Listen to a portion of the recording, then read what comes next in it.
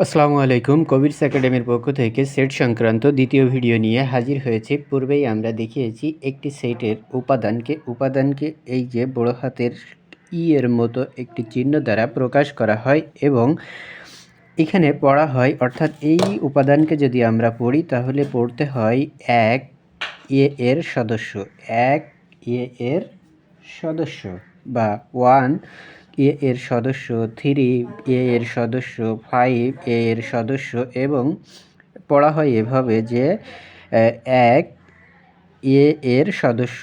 আবার এটাকে ইংলিশে এভাবে পড়া হয় যে ওয়ান বিলংস টু এ। তাহলে এই উপাদানটা যদি আমরা পড়ি তাহলে এটা পড়বো এরকম যে টু বিলংস টু বি।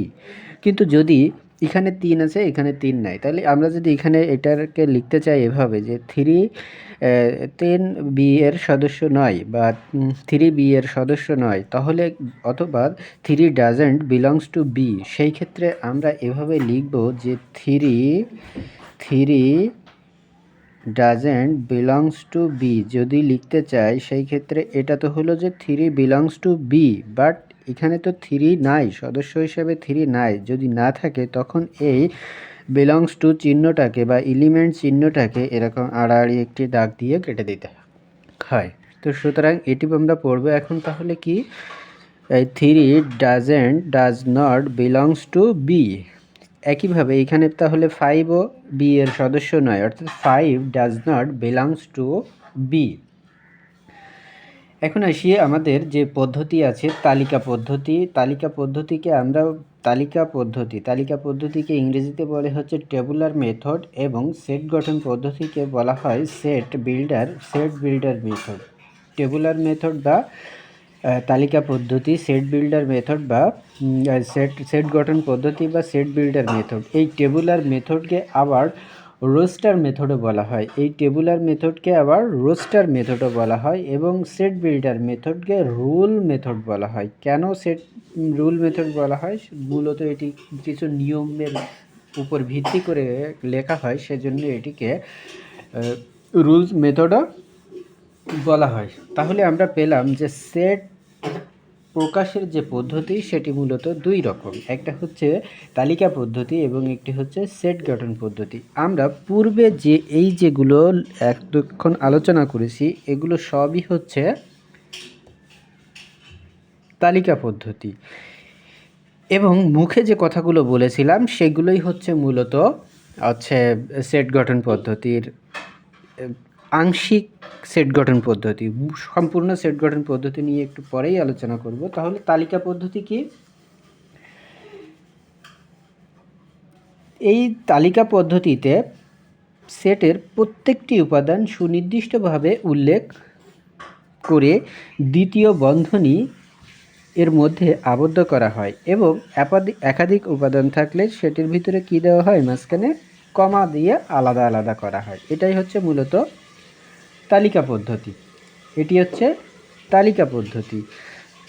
তাহলে তালিকা পদ্ধতিতে এখানে আমাদের এই যে তালিকা পদ্ধতি এ সমান 1 3 5 7 9 এই একটি তালিকা পদ্ধতি।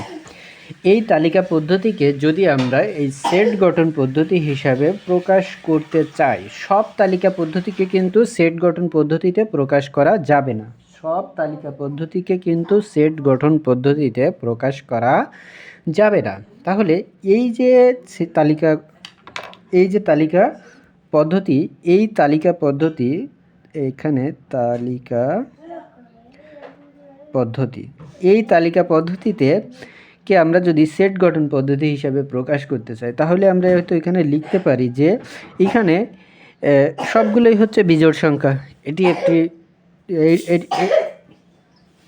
আর এখানে 1 থেকে বড় এবং 9 থেকে ছোট অঙ্ক বা সংখ্যাগুলো আছে। সেই ক্ষেত্রে আমরা যদি এরকম লিখি যে এখানে সবগুলি এরা হচ্ছে সবগুলি জোড় এবং এর মান হচ্ছে, উপাদানগুলো হচ্ছে 1-এর থেকে বড় এবং 9-এর থেকে ছোট, তাহলেই আমাদের সেট গঠন পদ্ধতি রূপে প্রকাশ করা হয়ে যাবে। সেট গঠন পদ্ধতির ক্ষেত্রে আমরা যেটা করি, তাহলে এটাকে যদি আমরা সেট গঠন পদ্ধতিতে লিখতে চাই তাহলে এভাবে সেট গঠন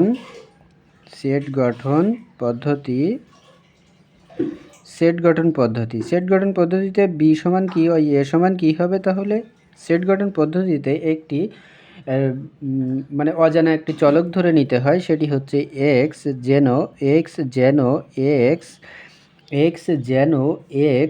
স্বাভাবিক, এক্স হচ্ছে স্বাভাবিক, এক্স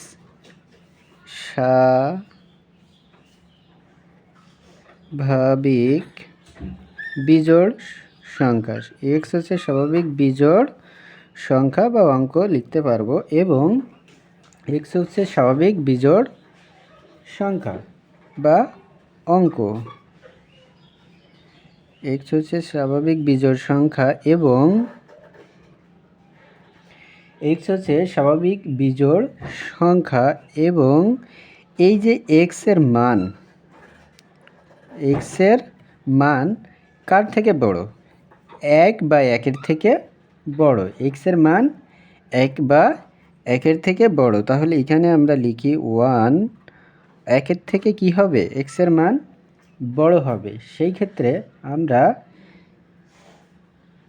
বড় বা সমান, এটা হচ্ছে প্রথমে বড় চিহ্ন দিলাম এবং নিচে একটি দাগ দিয়ে এটাকে প্রকাশ করলাম সমান চিহ্ন হিসেবে। তাহলে এক্স হচ্ছে 1-এর থেকে বড় অথবা সমান এবং 9 থেকে ছোট অথবা সমান। তাহলে 9 থেকে কি ছোট? 9 থেকে ছোট। তাহলে এটা লিখলাম যে 9 থেকে ছোট অথবা সমান। এটাই হচ্ছে আমাদের সেট গঠন পদ্ধতি। তাহলে এই যে তালিকা পদ্ধতিকে যদি আমরা এভাবে সেট গঠন পদ্ধতিতে লিখতে চাই তাহলে এভাবে একটি সাজ দ্যাট বা যেন এই চিহ্ন নিতে হবে এবং একটি অজানা চলক নিতে হবে। তো আশা করি বুঝতে পেরেছেন বা বুঝতে পেরেছো। তো যদি এই তালিকা পদ্ধতিকে কিভাবে সেট গঠন পদ্ধতিতে রূপান্তর করতে হয় সেটি আরও বিস্তারিত জানতে চাও তাহলে পরবর্তী ভিডিওটি দেখতে পারো।